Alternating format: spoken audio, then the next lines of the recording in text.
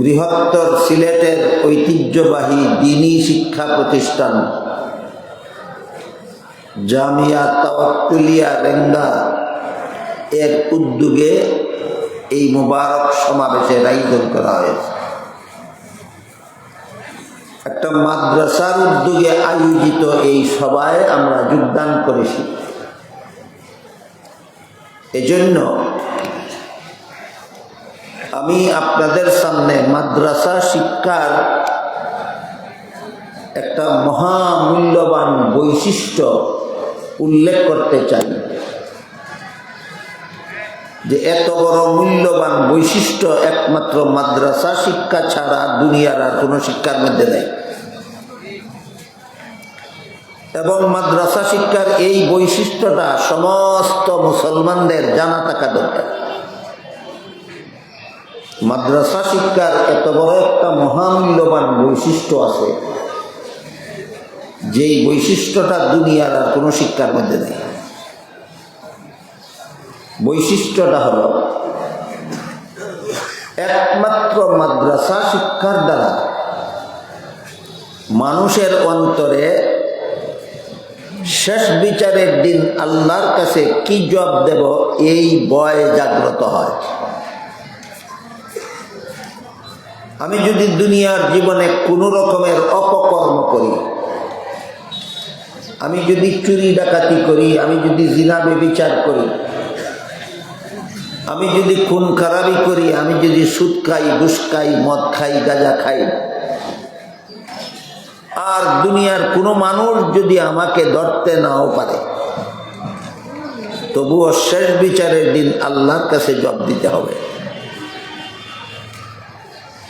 এই ভয় মানুষের অন্তরে একমাত্র মাদ্রাসা শিক্ষার দ্বারা জাগ্রত হয়। দুনিয়ার আর কোনো শিক্ষার দ্বারা শেষ বিচারের ভয় মানুষের অন্তরে জাগ্রত হয় না।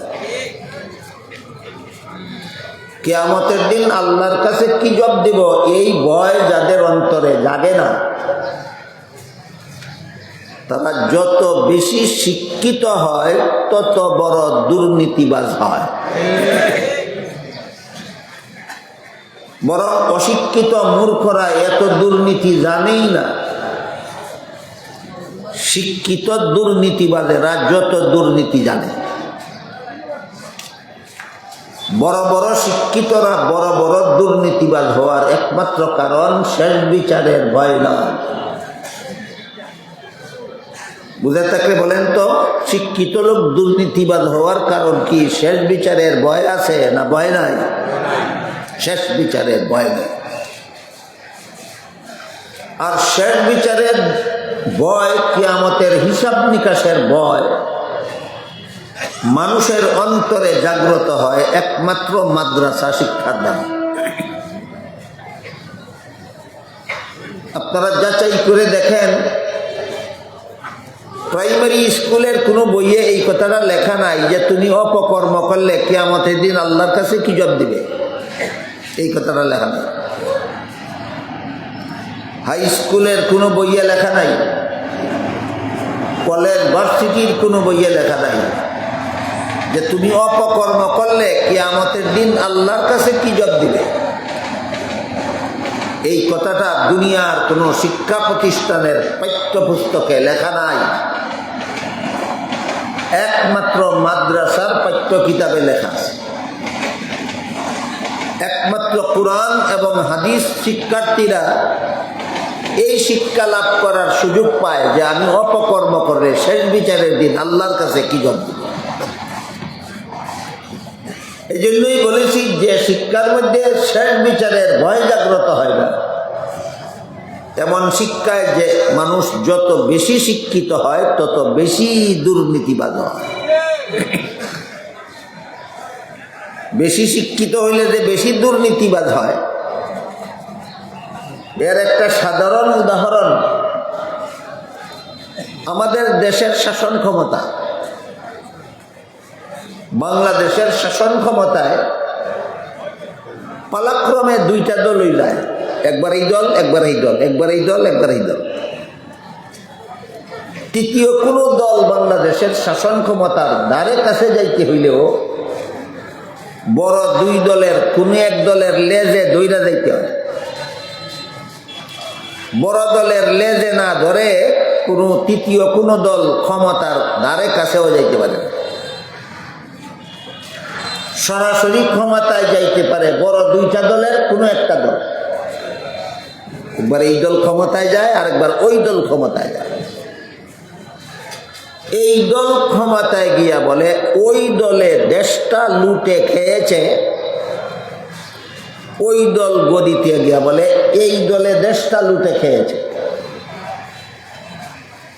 দুনো দলে যদি সত্য বলে থাকে তাহলে বলেন তো ঘটনাটা কি হয়েছে?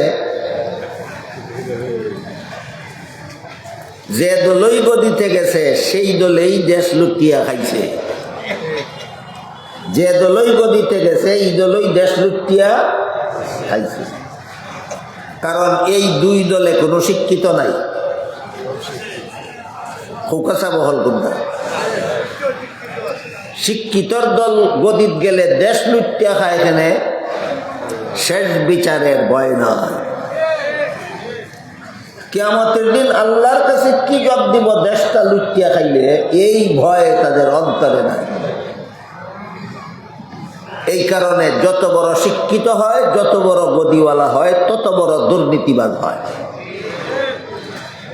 কাজেই দুর্নীতিমুক্ত সমাজ গড়ার জন্য একমাত্র ইসলামী শিক্ষার আর কোনো বিকল্প নয়। ইসলামী শিক্ষার প্রভাব বিস্তার করা ছাড়া দুর্নীতিমুক্ত সমাজ গড়ার আর কোনো ব্যবস্থা দুনিয়াতে নেই। পক্ষান্তরে যাদের অন্তরে শেষ বিচারের দিন আল্লাহর কাছে কি জবাব দেব, এই ভয় যাদের অন্তরে জাগ্রত থাকে, এরা অশিক্ষিত মূর্খ হলেও কোন রকমের অপকর্মে জড়াতে সাহস করে না, কোন রকমের কুকাজে অংশগ্রহণ করার সাহস করে না। সেটা লোকটা মূর্খ হইলেও। এমন একটা মূর্খ লোকের ঘটনা শোনায়। হযরত উমর ফারুক রাদিয়াল্লাহু আনহু এর শাসিত দেশে একটা মূর্খ রাখাল ছেলে ছিল। আপনারা কি মনে করেন গরু ছাগলের রাখালি করে শিক্ষিত পণ্ডিতেরা না অশিক্ষিত মূর্খরা?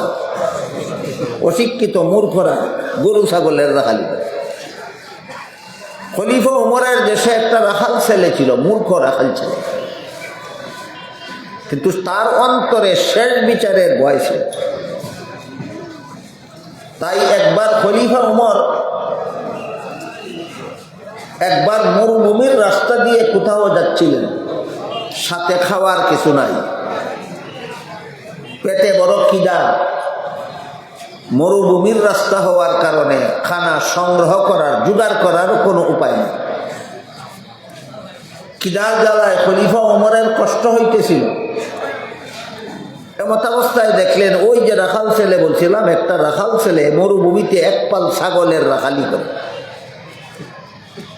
খলিফা ওমর দেখলেন রাখাল ছেলে তার পালের একটা দুধের ছাগলের দুধ দোহন করে পান করেছে। খলিফা ওমর সেই রাখাল ছেলের কাছে গিয়া বললেন, রাখাল ভাই, তোমাকে দেখলাম একটা ছাগলের দুধ দোহন করে তুমি পান করেছ, আমার পেটে বড় খিদা, দয়া করে আর একটা ছাগলের দুধ দোহন করে যদি আমাকে একটু দাও, আমি পান করি, আমার পেটের খিদা নিবারণ। রাখাল ছেলে খলিফা ওমরকে আর জীবনে কোনোদিন দেখে নাই, সে চিন্ত না যে ইনি খলিফা ওমর। এই জন্য রাখাল ছেলে খলিফা ওমরকে একজন সাধারণ প্রতীক মনে করে বলল, প্রতীক মুসাফির ভাই, এই ছাগলের পালের মালিক আমি নই, আমি মালিকের বেতনভোগী চাকর। মাস শেষে মালিক আমাকে যে নগদ টাকা দিবে সেটাও আমার বেতন। রাখালি করার সময় পেটে খিদা লাগলে একটা ছাগলের দুধ দোহন করে পান করি, এইটাও আমার বেতন। তুমি যেহেতু আমার মালিকের বেতনভোগী চাকর না, তাই মালিকের অনুমতি ছাড়া আমি তোমাকে এক ফোঁটা দুধও দিতে পারবো না। খলিফা উমর মনে মনে ভাবলেন, যে আমাকে দুধ না দিল, আমার পেটের খিদা না গেল, কিন্তু আমার দেশের একটা রাখাল ছেলে যে এত বড় আমানতদার যে সে তার মালিকের অনুমতি ছাড়া মাল কাউকে দেয় না, এতেই আমার আত্মাটা তুষ্ট। কিন্তু সে আমানতদারির কারণে আমাকে এই কথাটা বলল না, আমাকে ধোঁকা দেওয়ার জন্য বলল, এটা তাকে পরীক্ষা করতে হবে। তাই এবার খলিফা ওমর রাখাল ছেলেকে পরীক্ষা করার জন্য বললেন, ঠিক আছে, তুমি যদি বিনামূল্যে আমারে একটা ছাগলের দুধ না দাও, তাহলে একটা দুধের ছাগল আমার কাছে উচিত মূল্যে বিক্রি করে দাও, এতে আমার একটা উপকার হবে, তোমার একটা উপকার হবে। আমার উপকার এই হবে, এক্ষুনি আমি ছাগলটা কিনে নিয়ে দুধ দহন করে পান করব, আমার পেটের খিদা নিবারণ হবে। আর তোমার উপকার এই হবে যে তুমি মালিক, তোমাকে যেই বেতন দেওয়ার তো দিবেই, আর আমার কাছে একটা ছাগল বিক্রি করে যে টাকাটা পাইলে এই যে বেতনের অতিরিক্ত পাবে তুমি, এটা তোমার উপকার। রাখাল ছেলে খলিফা উমরকে জিজ্ঞাসা করে, তোমার কথা মতো একটা দুধের ছাগল তোমার কাছে বিক্রি করে পয়সাটা যদি আমি নিয়ে নেই, মালিকে যখন গন্তি দিয়ে দেখবে পালের মধ্যে ছাগল একটা কম, তখন তো আমাকে জিজ্ঞেস করবে ছাগল একটা কম কেন, মালিককে কি জানবে? খলিফা ওমর বললেন, মালিককে তুমি জবাব দিবে এই কথা যে একটা ছাগল বাঘে ধরে নিয়ে গেছে, বাঘের ছাগল ধরে নিয়ে গেলে রাখাল ছেলের ফিরাবার কোনো ক্ষমতা নাই, কাজেই তোমার বিরুদ্ধে কোনো অভিযোগ চলবে না, কোনো বিচার চলবে না। এই কথা বলা মাত্রই রাখাল ছেলে খলিফা উমর চিনে না মুসাফির লোকটা চিনে? খলিফা উমর মুসাফির লোকটাকে বলে, এই বেটা মুসাফির, তুই দাঁড়া, আমার একটা কথা শুনে যা। আমি আমার মালিকের বিশ্বস্ত চাকর, মালিক আমারে পুরাপুরি বিশ্বাস করে। আমি যদি তোর কাছে একটা ছাগল বিক্রি কইরা পয়সাটা আত্মসাৎ করে ফেলি, আর মালিককে যদি বলি ছাগলটা বাঘে ধরে নিয়ে গেছে, মালিক আমাকে শতকরা 100% বিশ্বাস করবে, বিচার দায়ের করবে দূরের কথা, অভিযোগ দিবে দূরের কথা, বিন্দু মাত্র সন্দেহ করবে না, কারণ আমি মালিকের কাছে একজন সত্যবাদী চাকর। কিন্তু তুই বল, শেষ বিচারের দিন আল্লাহ যখন জিজ্ঞাসা করবেন ছাগলটা কি করছিলি, তখন কি জানবে? বলেন তো, এত বড় একটা দুর্নীতির থেকে এই রাখাল ছেলে, মূর্খ রাখাল ছেলে, এত বড় একটা দুর্নীতির থেকে বাঁচতে পারলো কিসের ভয়ে? শেষ বিচারের ভয়ে। এই জন্য বলেছিলাম কিয়ামতের হিসাব নিকাশের ভয় যাদের অন্তরে থাকে, এরা অশিক্ষিত মূর্খ হতে পারে, কিন্তু দুর্নীতিবাজ হতে পারে না। আর কিয়ামতের হিসাব নিকাশের ভয় যাদের অন্তরে থাকে না, এরা যত বড় শিক্ষিত হয় তত বড় দুর্নীতিবাজ হতে বাধ্য।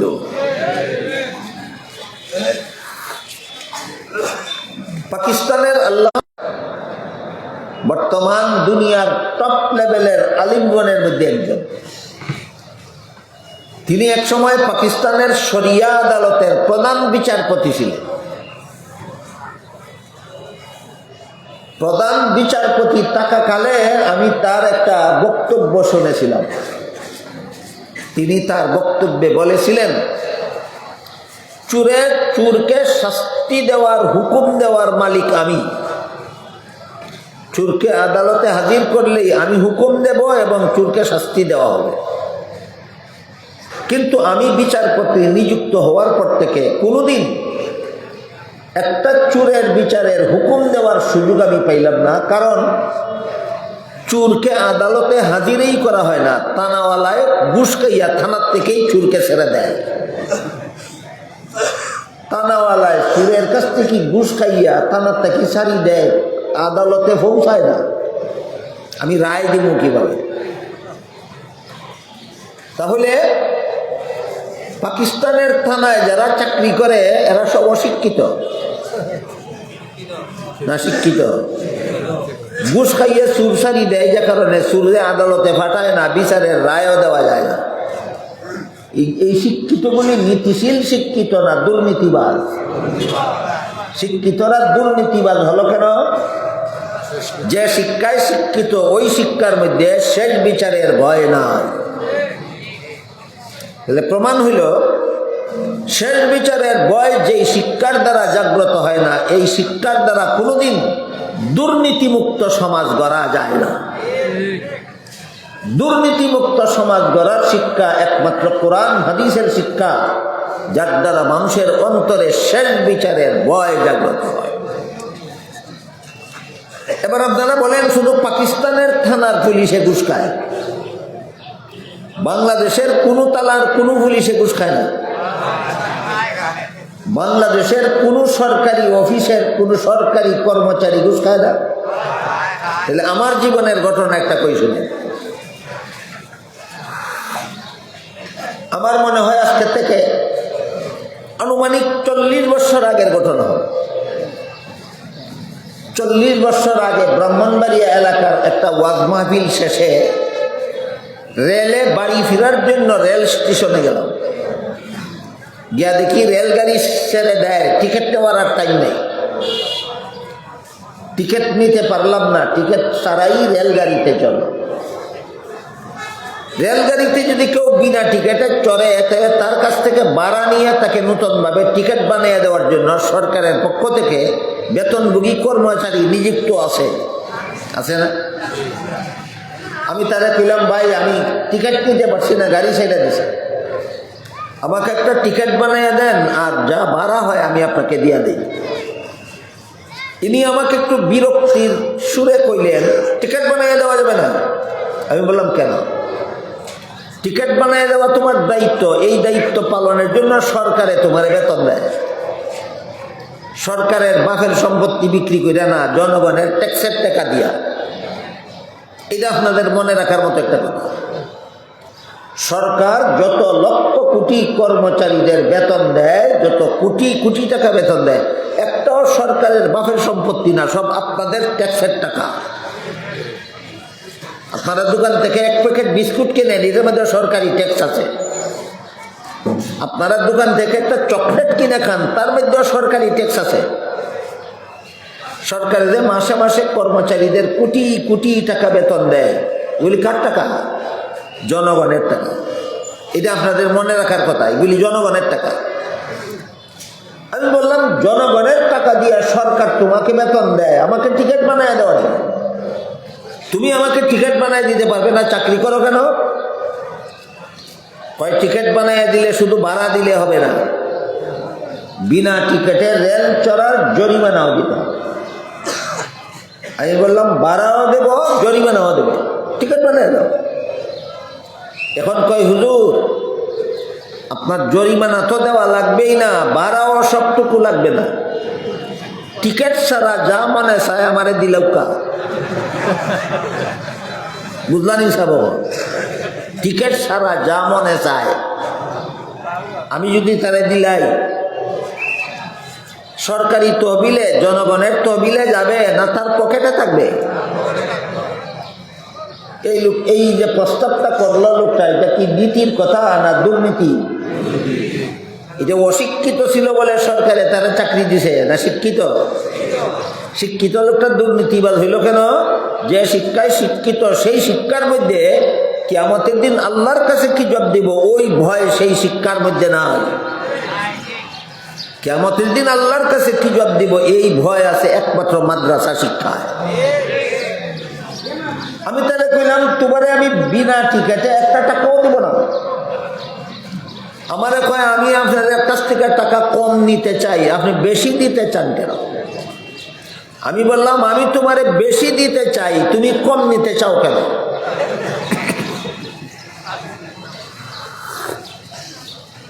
শেষ পর্যন্ত সে আমাকে টিকিট বানাইয়া দিল না, আমিও তার টাকা দিল না।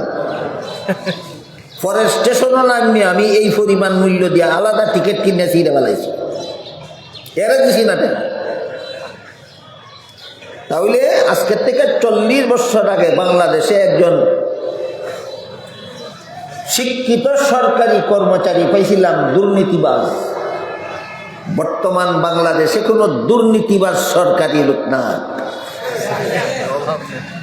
আপনারা যদি বলেন আছে, আপনাদের কি বলতে হবে? শিক্ষিতরা দুর্নীতিবাজ হয় কেন? একমাত্র শেষ বিচারের ভয়ের অভাবে। তারা যে শিক্ষায় শিক্ষিত, এই শিক্ষার মধ্যে শেষ বিচারের ভয় নয়। এই জন্য যত বড় শিক্ষিত হয় তত বড় দুর্নীতিবাজ হয়।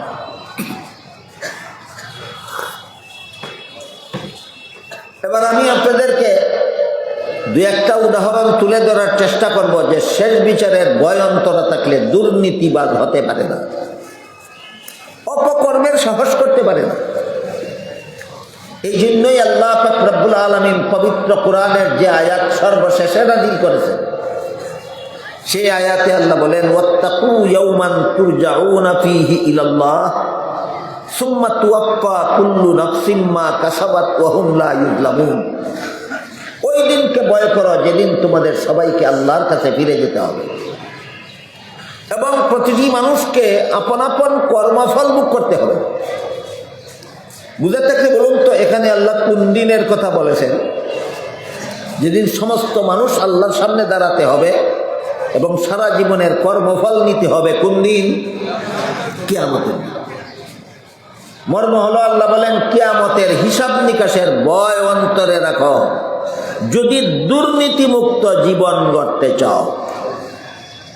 কিয়ামতের হিসাব নিকাশের ভয় অন্তরে না থাকলে কোনো অবস্থাতে দুর্নীতিমুক্ত ব্যক্তি গঠন হবে না, দুর্নীতিমুক্ত পরিবার গঠন হবে না, দুর্নীতিমুক্ত সমাজ গঠন হবে না, দুর্নীতিমুক্ত রাষ্ট্র গঠন হবে না, যতদিন পর্যন্ত কিয়ামতের হিসাব নিকাশের ভয় অন্তরে স্থান পাবে না।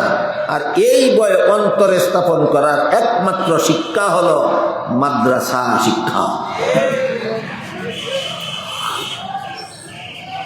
খলিফা উমর খলিফা নিযুক্ত হয়ে আইন জারি করে দিলেন, ব্যবসায়ীরা ব্যবসায়ে দুর্নীতি করতে পারবে না। আপনারা বলেন তো, দুধের ব্যবসায়ী যদি দুধে পানি মিশাইয়া বিক্রি করে তাহলে এটা নীতি না দুর্নীতি? খলিফা ওমর নিষেধ করে দিলেন, কোনো দুধের ব্যবসায়ী দুধে পানি মিশাতে পারবে না। তারপরে রাত্রে ঘোরাফেরা করে প্রজাসাধারণের হাল অবস্থা তদন্ত করতেন তিনি। একদিন গভীর রাত্রে খলিফা ওমর ঘোরাফেরা করতে করতে একটা ঘরের সামনে গিয়া শুনেন একটা মহিলা তার মেয়েকে বলতেছে, রাত পোহাবার আগে দুধে পানি মিশাইয়া রাখো, রাত পোহাইয়া দুধ বাজারে বিক্রি করতে হবে। মেয়ে তার মাকে বলে, খলিফা উমরের নিষেধ, দুধের ব্যবসায়ীরা দুধে পানি মিশাতে পারবে না। মা বলে, এত গভীর অন্ধকার রাতে দরজা জানালা বন্ধ করা ঘরের ভিতরে দুধে পানি মিশাইলে খলিফা উমরে দেখবে না? মেয়ে মায়ের কথার জবাবে কয়, খলিফা উমরে না দেখলেও আল্লাহ তো দেখবে। খলিফা উমরকে ফাঁকি দিতে পারবো দুনিয়াতে, আল্লাহকে কি ফাঁকি দিতে পারবো হাসরের মাঠে? তাইলে আল্লাহকে যে কাজের জন্য ফাঁকি দেওয়া যাবে না, সেই কাজে উমরকে ফাঁকি দিয়ে লাভ কি? বলেন তো, এই মেয়েটাকে দুধের মধ্যে পানি মিশাবার মতো দুর্নীতির থেকে ফিরাইল কোন জিনিসের ভয়? কিয়ামতের হিসাব নিকাশের ভয়। কিয়ামতের হিসাব নিকাশের ভয় যার অন্তরে থাকে, সে কোনো রকমের অপকর্মের সাহস করতে পারে না। পারে না যে এর আরেকটা উদাহরণ শুনেন। হযরত ইউসুফ আলাইহিস সালামের সাথে জুলাইখা জিনা ব্যভিচার করার জন্য একটা খাস কামরায় নিয়ে গেল। রাজকীয়ভাবে সুসজ্জিত খাস কামরা। সেই কামরার ভিতরে ইউসুফ এবং জুলাইখা ছাড়া দুনিয়ার আর কোনো মানুষ ছিল না। ইউসুফ কামরার ভিতরে ঢুকেই দেখলেন কামরার এক পাশে জুলাইখা পর্দা দ্বারা কোনো একটা কিছু ঢেকে রেখেছে। ইউসুফ আলাইহিস সালাম জুলাইখাকে জিজ্ঞেস করলেন, কামরার এক পাশে তুমি পর্দা দিয়া কি ঢাকিয়া রাখছো? জুলাইখায় কয়, আমি যেই মূর্তিটার পূজা করি মূর্তিটা ঢাকিয়া রাখছি। কিটা ঢাকিয়া রাখছে? যাবো তার পূজার মূর্তি। ইউসুফ বলেন এটার তো তুমি ফুদাউল করতে দেখতে রাখলাই না। কয় এখন আমি তোমার সাথে জিনা করব। ফুদার মূর্তির সামনে জিনা করতে আমার লজ্জা লাগে, এই জন্য মূর্তিটা ডাকিয়ে রাখছি যেন নির্লজ্জভাবে তোমার সাথে জিনাটা করতে পারি। ইউসুফ আলাইহিস সালাম জিজ্ঞাসা করলেন, মূর্তির সামনে জিনা করলে কি মূর্তি দেখবে? আপনারা কি দাফন চাবেন? কয় না, মূর্তির সামনে জিনা করলেও দেখে না, ডাকলেও দেখে না। ইউসুফ জিজ্ঞাসা করলেন, এটারে তো ডাকলেও দেখে না, না ডাকলেও দেখে না, তাইলে ডাকার কি দরকার? জুলাইখায় কয়, যদিও আমার মূর্তিকে না ডাকলেও দেখে না, কিন্তু যে কারিগরে মূর্তিটা বানাইছে তার চোখের মধ্যে দেখার ভঙ্গি দিয়ে বানাইছে। আমরা সিলেটি ভাষায় হয় যেমন বোঝা যায় সাইতাকছে, মূর্তি চোখটা ইলাখান বানাইছে যেমন বোঝা যায় সাইতাকছে, যে এই কারণেই তোমার এটার সামনে তোমার সাথে জিনা করতে আমার লজ্জা হয়। ইউসুফ আলাইহিস সালাম বলেন, এই জুলেখা, তোর মূর্তির চোখের মধ্যে শুধু দেখার ভঙ্গি আছে, আসলে দেখে না। তারপরেও যদি এটার সামনে আমার সাথে জিনা করতে তোর লজ্জা হয়, আমার আল্লাহ যে আসলেই দেখে, সেই আল্লাহর সামনে তোর সাথে জিনা করতে কি আমার লজ্জা হয় না? জুলাইখার সাথে হযরত ইউসুফ আলাইহিস সালাম জিনা করার সাহস করতে পারলেন না। কেন? আল্লাহ যে দেখতেছে, শেষ বিচারের দিন আল্লাহর কাছে কি জবাব দেব? তাহলে আল্লাহ আমাকে দেখতেছে সদা সর্বদা, কাজেই আমি যত অপকর্ম দুনিয়াতে করি না কেন, দুনিয়ার কেউ ধরতে না পারলেও আল্লাহর কাছে কি জবাব দেব, এই ভয় মানুষের অন্তরে দুনিয়ার আর কোনো শিক্ষার দ্বারা জাগ্রত হয় না, একমাত্র মাদ্রাসা শিক্ষার দ্বারা জাগ্রত হয়। এমর্মে আল্লাহ পাক রব্বুল আলামিন পবিত্র কোরআনের এক আয়াতে বলেন, আলাম ইয়ালাম বিআন্নাল্লাহা ইয়ারা। সে কি দেখে না? সে কি জানে না আল্লাহ যে দেখেন? হাদিস শরীফে রাসূল করিম সাল্লাল্লাহু আলাইহি ওয়াসাল্লাম বলেন, ফাইন লাম তাকুন তারাহু ফাইন্নাহু ইয়ারা। তুমি যদিও আল্লাহকে দেখো না, আল্লাহ কিন্তু তোমাকে দেখেন। আমরা দুনিয়ার জীবনে আল্লাহকে দেখি না, কিন্তু আল্লাহ আমাদেরকে সদা সর্বদা দেখেন। এই মর্মে কোরআনে অনেক আয়াত আছে, আল্লাহ সর্বদাই তোমাকে দেখেন। অনেক হাদিস আছে। এক হাদিসে আল্লাহ রাসূল বলেন, ইন্নাল্লাহা মুস্তাখলিফুকুম ফিল আরদ ফানাযিরুন কাইফা তা'মালুন। আল্লাহ তোমাদেরকে দলে দলে পালাক্রমে দুনিয়াতে পাঠান, তোমাদের আমল দেখার জন্য। কে কোন সময় কি আমল করো আল্লাহ যেন দেখেন। আপনারা কি বিশ্বাস করেন আল্লাহ সর্বাবস্থায় আমাদের দেখেন? যে আল্লাহ আমি গুনাহ করি সময় দেখেন, যে আল্লাহ আমি জিনা করি সময় দেখেন, যে আল্লাহ আমি চুরি করি সময় দেখেন, যে আল্লাহ আমি ডাকাতি করি সময় দেখেন, যে আল্লাহ আমার সুদ খাওয়ার সময় দেখেন, ঘুষ খাওয়ার সময় দেখেন, যে আল্লাহ আমার দুর্নীতির সময় দেখেন, জালিয়াতির সময় দেখেন, সেই আল্লাহর কাছে কি জবাব দেব আমি যদি আমি গুনার কাজটা করি? আমার এতক্ষণের কথা যারা শুনেছেন বুঝেছেন, তারা বলুন তো, এমন ভয় যে শেষ বিচারের দিন আল্লাহর কাছে কি জবাব দেব, এই ভয় মানুষের অন্তরে সৃষ্টি হয় কোন শিক্ষার দ্বারা? একমাত্র মাদ্রাসা শিক্ষা।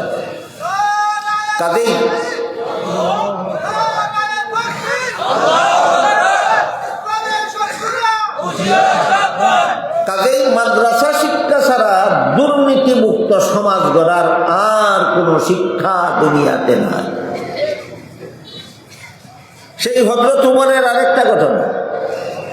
হযরত উমর ফারুক রাদিয়াল্লাহু আনহু খলিফা নিযুক্ত হওয়া মাত্রই, খলিফা নিযুক্ত হওয়ার সাথে সাথে বের হয়ে গেলেন আমার দেশের জনসাধারণ ঠিক মতো খাদ্য পাইল কিনা, সমস্ত জনসাধারণ খাদ্য সরবরাহের সুযোগ বুক করতে পারতেছে কিনা। কারণ এটা হলো সরকারের দায়িত্ব। সরকারের কাছে সমস্ত জনগণের 6টা অধিকার আছে। এই অধিকার যে সরকার আদায় করতে পারে না, এই সরকারের জন্য গদিতে যাওয়াও হালাল নয়, গদি দইলা রাখাও হালাল নয়, বুট চাওয়াও হালাল নয়, বুট নেওয়াও হালাল নয়। সরকারের কাছে জনগণের 6টা পাওনা আছে, পাওনা। আমরা আঞ্চলিক ভাষায় পাওনা বলে থাকি, বাংলা ভাষায় বলে অধিকার, কুরআন হাদিসের ভাষায় বলে হক। কোনটা কইলে সহজে বুঝবেন আপনারা বলেন? পাওনা। সরকারের কাছে সমস্ত জনগণের 6টা পাওনা আছে। আর সরকার যদি মুসলমান হয় তাহলে দেশের মুসলিম জনগণের 7 নম্বরে আলাদা একটা পাওনা আছে। মুসলমান সরকারের কাছে মুসলমান জনগণের আলাদা একটা ভাবনা আছে। আর যে কোনো সরকারের কাছে যে কোনো জনগণের 6টা ভাবনা আছে। মুসলমান সরকারের কাছে মুসলমান জনগণের যে আলাদা একটা পাওনা আছে সেটা হইল, মুসলমান সরকার যে সরকার গদি দখল করলো, গদিতে বসলো, গদি দখল গদি লাভ করতে পারলো, এই সরকারের কাছে সমস্ত মুসলমান জনগণের আলাদা প্রাপ্যটা হলো দেশের সমস্ত মুসলমান জনগণকে মুসলমানের মতো জীবনযাপনের ব্যবস্থা করে দিতে হবে। মুসলমান সরকারের কাছে মুসলমান জনগণের এটা আলাদা পাওনা, মুসলমানের মতো জীবনযাপনের ব্যবস্থা করে দিতে হবে। আর মুসলমানের মতো জীবনযাপনের প্রাথমিক ব্যবস্থাই হইল ছোট্ট ছোট্ট ছেলে মেয়েদেরকে ইসলামের প্রাথমিক শিক্ষা দান করা। হাদিস শরীফে রাসূল করিম সাল্লাল্লাহু আলাইহি ওয়াসাল্লাম বলেন, তালাবুল ইলমি ফরিদাতুন আলা কুল্লি মুসলিম। এর মর্ম হইল ইসলামের প্রাথমিক শিক্ষা অর্জন করা সমস্ত মুসলমান নারী পুরুষের জন্য ফরজ। ইসলামের প্রাথমিক শিক্ষার পরিমাণ কি? সহি শুদ্ধ কলেমা কালাম জানা, সহি শুদ্ধ উযু গোসল জানা, সহি শুদ্ধ পাকনা পাক জানা, সহি শুদ্ধ নামাজ বন্দেগী জানা, এটাই ইসলামের প্রাথমিক শিক্ষা। বুঝে থাকলে বলেন তো, কেউ যদি সহি শুদ্ধভাবে নামাজ পড়তে জানে না, সে কি মুসলমানের মতো জীবনযাপন করতে পারবে? পারবে না। প্রত্যেকটা মুসলমান ছেলে মেয়েকে সহি শুদ্ধ নামাজ শিক্ষা দেওয়া যে মুসলমান সরকারের কাছে মুসলমান জনগণের পাওনা। যেই সরকার এই পাওনা পরিশোধ করে না, যেই সরকারে প্রাইমারি স্কুলের মুসলমান ছাত্র ছাত্রীদেরকে নামাজি বানাবার মতো শিক্ষা ব্যবস্থা চালু করে না, এই সরকারের শাসিত দেশে স্কুল কলেজে পড়ার কারণে যত লক্ষ কোটি মুসলমান ছেলে মেয়ে বেনামাজি হয়, সবগুলি বেনামাজি যে পরিমাণ শাস্তি ভোগ করবে কিয়ামতের দিন। যেই সরকারের শিক্ষা ব্যবস্থার অভাবে এতগুলি বেনামাজি তৈরি হইল, একা সরকারকে সমস্ত বেনামাজির সমান শাস্তি ভোগ করতে হবে কিয়ামতের দিন। গদি দখল করা এটা দিল্লির লাড্ডু না, কিন্যা গিলি লাইলেই খালাস না, কোনো হিসাব নিকাশ আছে? হাদিস শরীফে আল্লাহ রাসূল বলেন, আলা কুল্লুকুম রাইন ওয়া কুল্লুকুম মাসউলুন আন রাইয়াতিহি ফাল আমিরুল্লাযী আলান নাসি রাইন ফাহুয়া মাসউলুন আনহুম। রাসূল বলেন, তোমাদের প্রত্যেকেই দায়িত্বশীল, প্রত্যেককেই আপন আপন দায়িত্ব সম্পর্কে আল্লাহর কাছে জবাব দিতে হবে। কাজেই যেই ব্যক্তি সরকার প্রধান হইল, সেই ব্যক্তি সারা দেশের মুসলমানদের জন্য দায়িত্বশীল। সারা দেশের সমস্ত মুসলমান ছেলে মেয়েদেরকে 10 বছর বয়সের ভিতরে নামাজি বানাবার শিক্ষা ব্যবস্থা করলে না কেন, এই প্রশ্নের জবাব সবগুলি সরকারকে হাসরের মাঠে আল্লাহর আদালতে আসামির কাঠগড়ায় দাঁড়িয়ে দিতে হবে। আমাদের দেশের গদিতে যত সরকারই যায় সবই হিন্দু সরকার না, সবই মুসলমান? তলে তলে কেউ হিন্দু থাকলে থাকতে পারে, সেটা আমি জানি না, কিন্তু আমরা বাহ্যিকভাবে দেখি সবাই মুসলমান। আমাদের দেশের বাংলাদেশের গদিতে স্বাধীনতার পর থেকে আজ পর্যন্ত যত সরকার গেছে, বর্তমানেও যে সরকার বসা আছে, আমরা দেখি মুসলমান। সে যদি তলে তলে হিন্দু থাকে সেটা আমার ব্যাপার নয়, সেটা তার ব্যাপার আর তার খুদার ব্যাপার। আমরা জানি এরা মুসলমান। অথচ বাংলাদেশের স্বাধীনতার পর থেকে যারা যারা গদিতে বসেছে, একটা সরকারও প্রাইমারি স্কুলের মুসলমান ছেলে মেয়েদেরকে নামাজি বানাবার মতো শিক্ষা ব্যবস্থা প্রাইমারি স্কুলে চালু করেনি।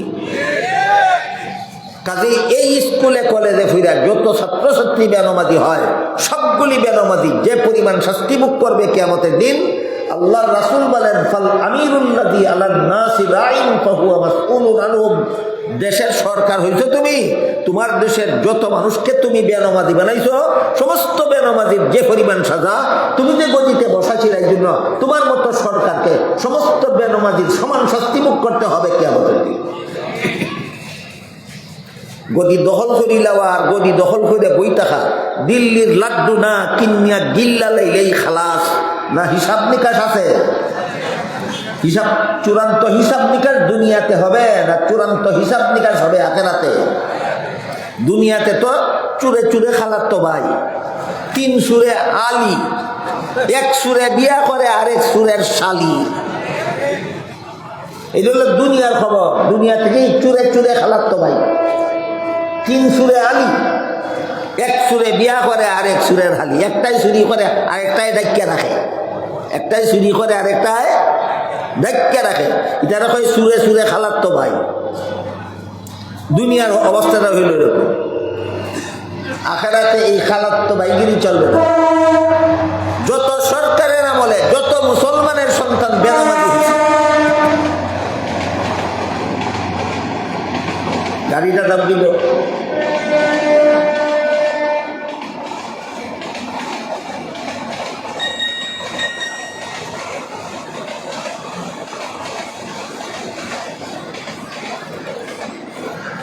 যত সরকারের কারণে প্রাইমারি স্কুলের মুসলমান ছাত্রছাত্রী নামাজি হতে পারে না, সবগুলি বেনামাজি যে পরিমাণ শাস্তি পাবে পরকালে, সরকারকে একাই সেই পরিমাণ শাস্তি ভোগ করতে হবে আল্লাহর আদালতে। বলেন আমাদের দেশের সরকারদের অন্তরে সেই ভয় থাকলে প্রাইমারি স্কুলের ছাত্রছাত্রীদেরকে বেনামাজি বানাইতো? বেনামাজি বানায় কেন? শেষ বিচারের ভয় নাই। দাঁড়াইয়া দেখিস হাসরের মাঠে মজাটা কেমন। গদি দখল করার আর গদি ধরে বসে রাখার মজা কেমন হাসরের মাঠে বুঝতে পারে।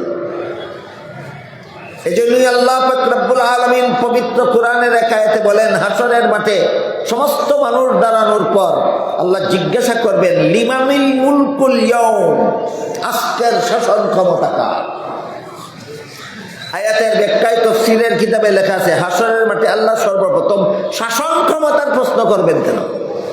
তার কারণ হলো দুনিয়াতে কিছু মানুষ এক টুকরা জমিনের শাসন ক্ষমতা হইয়া ক্ষুধাদ্রোহিতায় লিপ্ত হয়। সারা দুনিয়ার শাসন ক্ষমতা হইয়া না, এক টুকরা ভূখণ্ডের শাসন ক্ষমতা পাইয়া দুনিয়াতে কিছু মানুষ ক্ষুধাদ্রোহিতায় লিপ্ত হয়। এদের শাস্তি কত ভয়ঙ্কর হবে হাসরের মাঠে, এটা বোঝাবার জন্য হাসরের মাঠের সুয়াল জব শুরু হওয়ার আগে আল্লাহ সর্বপ্রথম জিজ্ঞাসা করবেন, লিমানিল মুলকুল ইয়াউম, আজকের শাসন ক্ষমতা কার? সেই দিন কোনো রাজা মহারাজার সাহস হবে না জবাব দেওয়ার। আল্লাহর প্রশ্নের জবাবে আল্লাহ নিজেই বলবেন, লিল্লাহিল ওয়াহিদিল কাহ্হার, মহারাগে রাগান্বিত আল্লাহর জন্য আজকের শাসন ক্ষমতা। মহারাগে রাগান্বিত বলবেন কেন? কারণ এই সমস্ত শাসনকর্তাদের শাস্তি হবে বড় ভয়ঙ্কর। এই কথাটা বোঝাবার জন্য লিল্লাহিল ওয়াহিদিল কাহ্হার শব্দ আল্লাহ ব্যবহার করেন। এরকম হযরত উমর ফারুক রাদিয়াল্লাহু আনহু একটা দেশের শাসন ক্ষমতা পেয়েছিলেন। ইসলামের ভাষায় বলে খলিফা। আমাদের বর্তমান দুনিয়ার রাজনৈতিক পরিভাষায় বলে প্রধান শাসনকর্তা। রসুলের প্রতিষ্ঠিত রাষ্ট্রের রসুলের ইন্তেকালের পরে রসুলের পক্ষ থেকে প্রথম প্রতিনিধি হয়েছিলেন হযরত আবু বকর সিদ্দিক রাদিয়াল্লাহু। এই প্রতিনিধিকেই আরবিতে খলিফা বলা হয়। রসুলের দ্বিতীয় প্রতিনিধি হয়েছিলেন রসুলের প্রতিষ্ঠিত দেশ শাসন করার জন্য হযরত উমর ফারুক রাদিয়াল্লাহু আনহু। এই জন্য উমরকে দ্বিতীয় খলিফা বলা হয়। হযরত উমর খলিফা নিযুক্ত হওয়া মাত্রই আমার দেশের জনগণে খাদ্য পাইল না, উপবাসী রইল, খবর নিতে বের হয়ে গেলেন কেন? এখানে ছিল আলোচনা। ধারাবাহিকভাবে বোঝার জন্য স্মরণ রাখতে হবে, দেশের জনগণের কাছে সরকারের দুইটা পাওনা আছে। যেই জনগণ সরকারের পাওনা দিবে না, এদেরকে কিয়ামতের দিন আল্লাহর আদালতে আসামির কাঠগড়ায় দাঁড়িয়ে জবাব দিতে হবে। আর সরকারের কাছে জনগণের 6টা পাওনা আছে। যেই সরকারে জনগণের পাওনা দিবে না, সেই সরকারকে কিয়ামতের দিন আল্লাহর আদালতে আসামির কাঠগড়ায় দাঁড়িয়ে জবাব দিতে হবে। বুঝি থাকলে এখন কাঁচা বকল। জনগণের কাছে সরকারের পাওনা কটা? 2টা। সরকারের কাছে জনগণের পাওনা 6টা, আর জনগণের কাছে সরকারের পাওনা 2টা। আপনারা যদি জানোই নই না আপনার কাছে সরকারে কিতা পাইতো, তে দিবা কেমনে জানতে হবে নি? আপনারা জানিয়ে রাখুক আপনার কাছে সরকারের 2টা পাওনা আছে। একটা পাওনার ব্যাপারে আল্লাহ পাক রব্বুল আলামিন বলেন, আতিউল্লাহ ওয়া আতিউর রাসূল ওয়া উলিল আমরি মিনকুম। আল্লাহর হুকুম মানো, রাসূলের হুকুম মানো, আর উলুল আমরের হুকুম মানো। উলুল আমরের অনেক ব্যাখ্যা আছে, এর মধ্যে এক ব্যাখ্যা হইল সরকারের হুকুম মানো। সরকারে হুকুম দেবে, যে সরকারের অধিকার, জনগণ মানতে হবে, এটা জনগণের কাছে সরকারের পাওনা। আপনারা সরকারের হুকুম মানবেন, এটা আপনাদের কাছে সরকারের পাওনা। কিন্তু বিনা শর্তে নয়, একটা শর্তে। কি শর্ত? হাদিস শরীফে রাসূল করিম সাল্লাল্লাহু আলাইহি ওয়াসাল্লাম বলেন, লা তাআতা লি মাখলুকিন ফি মাসিয়াতিল খালিক। যার হুকুম মানলে আল্লাহর হুকুম লঙ্ঘন হয়, তার হুকুম মানা হারাম। যার হুকুম মানলে আল্লাহর হুকুম লঙ্ঘন হয়, তার হুকুম মানা হারাম। কাজেই সরকারে হুকুম দিবে, আপনারা মানতে বাধ্য। আল্লাহর হুকুমের বিরুদ্ধে না আল্লাহর হুকুমের পক্ষে, এখানে ইয়াদ রাখা লাগবে। জনগণ সরকারের হুকুম মানতে ততক্ষণ পর্যন্ত বাধ্য, যতক্ষণ পর্যন্ত সরকার আল্লাহর হুকুমের বিরুদ্ধে হুকুম না দেয়। এখন সরকার যদি আপনাদের হুকুম দেয়, ট্যাক্স দেওয়ার সময় গত কত বছরের সুদ দিলাও, ঋণ দেওয়ার সময় সাথে সুদ দিলাও, আল্লাহ সুদ দিলাও কইছো না দিও না কইছো, তাহলে সুদ দিলাও যে সরকারে হইল, আল্লাহর হুকুমের পক্ষে হইল না বিরুদ্ধে হইল? এমন হুকুম পালন করা হারাম, এমন হুকুম লঙ্ঘন করা ফরজ। এই হইল জনগণের কাছে সরকারের 1 নম্বর পাওনা হইল সরকারের হুকুম মানতে হবে। শর্ত হইল হুকুম যদি আল্লাহ বিরোধী না হয়। এটা ইয়াদ রাখা দরকার নিয়ে আপনারা। 2 নম্বর পাওনা হইল সরকারের কাজে সহযোগিতা করা। সরকারের কাজে সহযোগিতা করা। হযরত আবু বকর সিদ্দিক রাদিয়াল্লাহু আনহু খলিফা নিযুক্ত হয়ে দেশবাসীকে বলেছিলেন, আমার যে তোমরা দায়িত্ব দিছ, আমি চাইয়া দিছি না, তোমরা যাচিয়া দিছ। কাজে এখন যতক্ষণ পর্যন্ত আমি আল্লাহ এবং আল্লাহ রসুলের পক্ষে হুকুম দেব, ততক্ষণ পর্যন্ত তোমরা আমার হুকুম মানতে হবে। আর যদি আমি আল্লাহ এবং আল্লাহ রসুলের বিপরীত কোনো হুকুম দেই, তোমরা মানতে পারবে না, আমাকে সংশোধন করে দিবে। তাহলে খেলাফতে রাশিদার এই সমস্ত বিষয় আমাদের জন্য আদর্শ কিনা? আমাদের জন্য আদর্শ। যেই গদিতে বসে তা আল্লাহ এবং আল্লাহ রসুলের পক্ষে হুকুম দিতে হবে। আর যদি সরকার যদি কোনো অন্যায় কাজ না করে, ন্যায়সঙ্গত কোনো কাজ করে, তাহলে সরকারকে জনগণের সহযোগিতা করতে হবে। কাজেই সরকারের হুকুম মানা হইল জনগণের কাছে একটা পাওনা, আর সরকারকে সহযোগিতা করা হইল আরেকটা পাওনা। সহযোগিতার জন্য আরেকটা শর্ত আছে, সরকারের যে কোনো কাজে সহযোগিতা করা যাবে না যদি সরকার জনকল্যাণমূলক কোনো কাজ করে। যদি সরকার দেশের উন্নয়নমূলক কোনো কাজ করে, সেই কাজে সরকারের সহযোগিতা করা জনগণের জন্য ওয়াজিব হয়। বলেন যে কোনো কাজ করলে না জনকল্যাণ এবং দেশের উন্নয়নমূলক কাজ হইলে, হ্যাঁ জনকল্যাণমূলক কাজ হইলে, দেশের উন্নয়নমূলক কাজ হইলে এই কাজে সরকারকে সহযোগিতা করা, এটাও জনগণের দায়িত্ব এবং জনগণের কাছে সরকারের অধিকার, সরকারের পাওনা। এই দুইটা হইল জনগণের কাছে সরকারের পাওনা। আর সরকারের কাছে জনগণের পাওনা আছে 6টা। এই 6টা পাওনা মুসলমান ও মুসলমান নির্বিশেষে সমস্ত জনগণের পাওনা। মুসলমান জনগণের আলাদা পাওনা আগে কইছি। সরকার যদি মুসলমান হয় তাহলে সেই সরকারের কাছে মুসলমান জনগণের 7 নম্বরে একটা আলাদা পাওনা আছে, সেটা হলো মুসলমানের মতো জীবনযাপনের ব্যবস্থা দেওয়া। এটা সরকারের দেওয়া ফরজ, জনগণের আদায় করা দরকার। আর সরকার মুসলমান হইল না অমুসলমান হইল সেটা দেখার ব্যাপার নয়, জনগণ মুসলমান না অমুসলমান সেটা দেখার ব্যাপার নয়। যে কোনো সরকারের কাছে যে কোনো জনগণের পাওনা আছে 6 টাকা।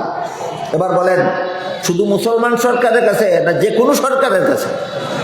যে কোনো, শুধু মুসলমান জনগণের না যে কোনো জনগণের? হ্যাঁ, যে কোনো সরকারের কাছে যে কোনো জনগণের পাওনা আছে 6টা। এর মধ্যে 1 নম্বর পাওনা হইল খাদ্য ব্যবস্থা প্রদান করা। ব্যাখ্যা পরে শুনবেন, আগে তালিকাটা শুনেন। সমস্ত সরকারের কাছে সমস্ত জনগণের 6 পাওনার মধ্যে 1 নম্বর হইল খাদ্য ব্যবস্থা প্রদান করা, 2 নম্বর হইল বস্ত্র ব্যবস্থা প্রদান করা, 3 নম্বর হইল শিক্ষা ব্যবস্থা প্রণয়ন করা, 4 নম্বর হইল চিকিৎসা ব্যবস্থা চালু রাখা, 5 নম্বর হলো বাসস্থান নিশ্চিত করা, 6 নম্বর হইল নিরাপত্তা ব্যবস্থা নিশ্চিত করা। কটা হইল? খাদ্য, বস্ত্র, শিক্ষা, স্বাস্থ্য, বাসস্থান, নিরাপত্তা। এই 6টা যে কোনো সরকারের কাছে যে কোনো জনগণের অধিকার পাওনা। এবার বলেন সরকারের কাছে আপনাদের 6টা পাওনার মধ্যে 1 নম্বরটা কি? খাদ্য ব্যবস্থা। ব্যবস্থা বলতে হয়তো কৃষিকাজ করে গৃহস্থী করে খাওয়ার ব্যবস্থা করে দিতে হবে সরকারের, জনগণ যেন গৃহস্থী করে তার খাদ্য উৎপাদন করতে পারে। আর না হয় ব্যবসা করে খাদ্য সংগ্রহের ব্যবস্থা করে দিতে হবে, ব্যবসা করে যেন খাদ্য সংগ্রহ করতে পারে এমন ব্যবস্থা সরকারের করে দিতে হবে। আর না হয় চাকরি দিতে হবে, চাকরির বেতন দিয়ে যেন জনগণ খাদ্য কিনে সংগ্রহ করতে পারে। যদি না গৃহস্থীর ব্যবস্থা দিতে পারে, না ব্যবসায়ের ব্যবস্থা দিতে পারে, না চাকুরির ব্যবস্থা দিতে পারে, তাহলে তাকে বিনা চাকুরিতে বেকার ভাতা দিয়ে তাকে খাদ্য সরবরাহ করতে হবে। উপবাস থাকতে দেওয়া যাবে না। সরকারের কাছে জনগণের 1 নম্বরের ভাবনা। ওইলে গৃহস্থীর ব্যবস্থা করে খাইতে দাও, নাইলে ব্যবসা করে খাইতে দাও, নাইলে চাকরি করে খাইতে দাও। গৃহস্থীর ব্যবস্থাও যদি দিতে পারো না, ব্যবসার ব্যবস্থাও যদি দিতে পারো না, চাকুরির ব্যবস্থাও যদি দিতে পারো না, তাহলে বিনা চাকুরিতে বেকার ভাতা দিয়া যতদিন পর্যন্ত সে উপার্জনের কোনো সূত্র না পাবে ততদিন পর্যন্ত তাকে বিনা চাকুরিতে ভাতা দিয়া লালন পালন করা সরকারের কাছে জনগণের পাওনা।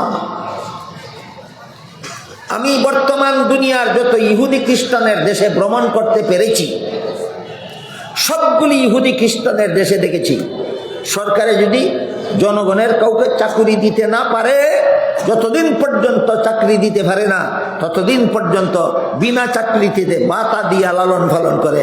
যে জনগণের প্রতি সরকারের দয়া নয়, যে সরকারের কাছে জনগণের পাওনা। লন্ডনে এরকমই দেখেছি, যারা চাকরি দিতে পারে না তারা বিনা চাকরিতে ভাতা দেয়, যারা ব্যবসার সুযোগ দিতে পারে না তারা বিনা ব্যবসায় ভাতা দেয়, যারে গৃহস্থীর সুযোগ দিতে পারে না তারা বিনা গৃহস্থিতে ভাতা দেয়।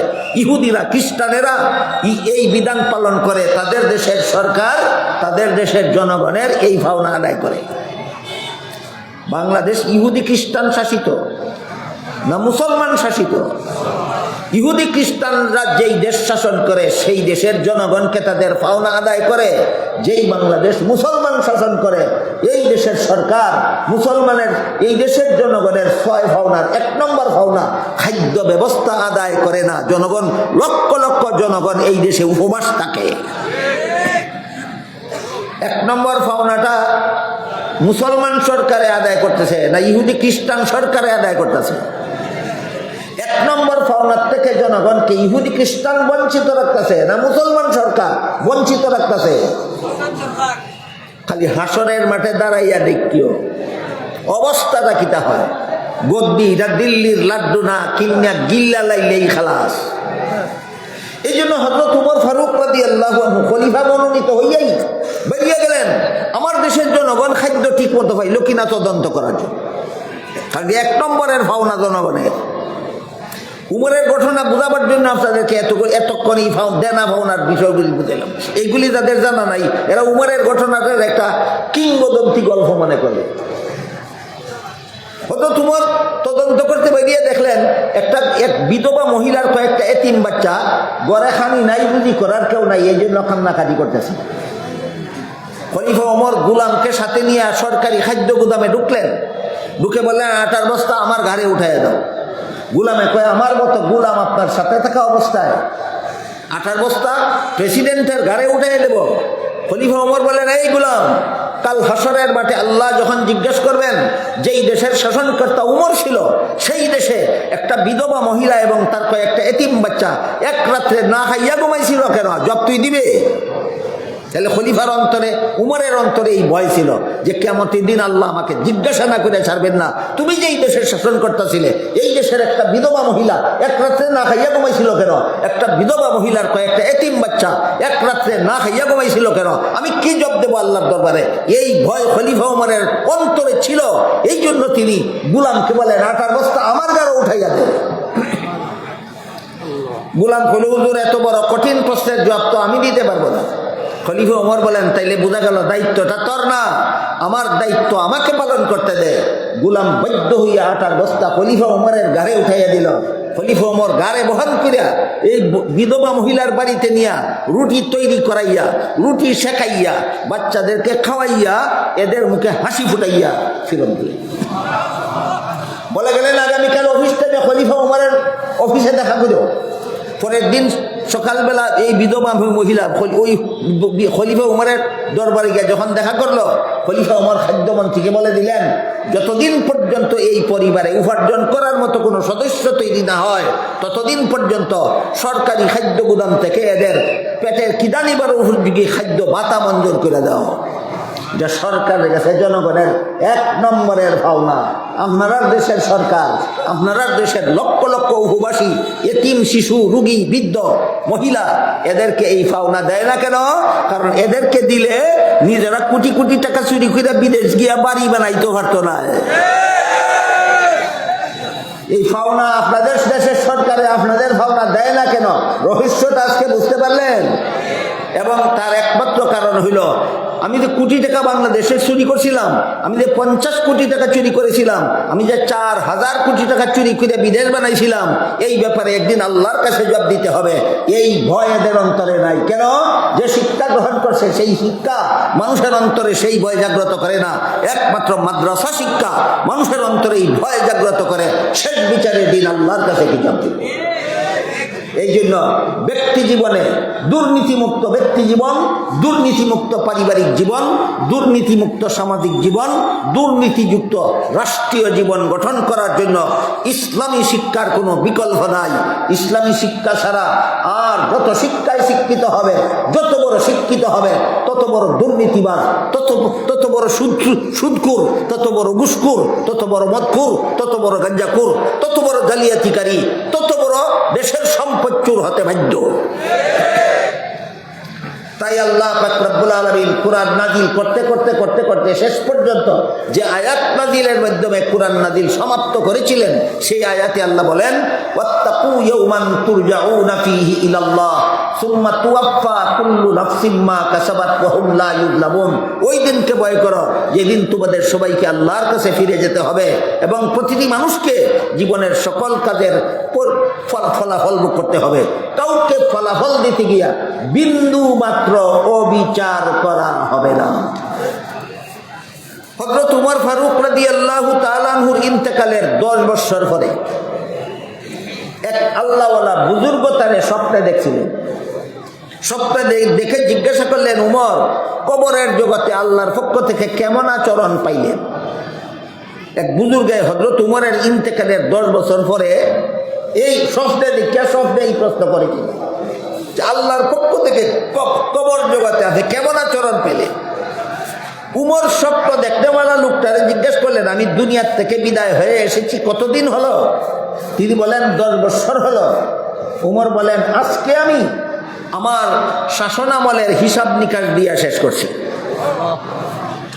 যেই ব্যক্তি আটার বস্তা গাঢ় কইরা নিয়া এতিমের গরো পৌঁছাইয়া দিয়া রুটি খাবাইছে, এই ব্যক্তি তার শাসন আমলের হিসাব দিতে 10 বছর লাগে যদি, তাহলে যে সমস্ত এমপি আর মন্ত্রীরা কোটি কোটি কোটি টাকা চুরি করিয়া বিদেশ নিয়ে বাড়ি বানায়, ঘর বানায়, সোনার ঘর বানায়, এরা হিসাব দিব কত দিবে? যদি অন্তরে সেই ভয় থাকতো, কোনোদিন এইরকম দেশের সম্পদ চুর হইতে পারত না।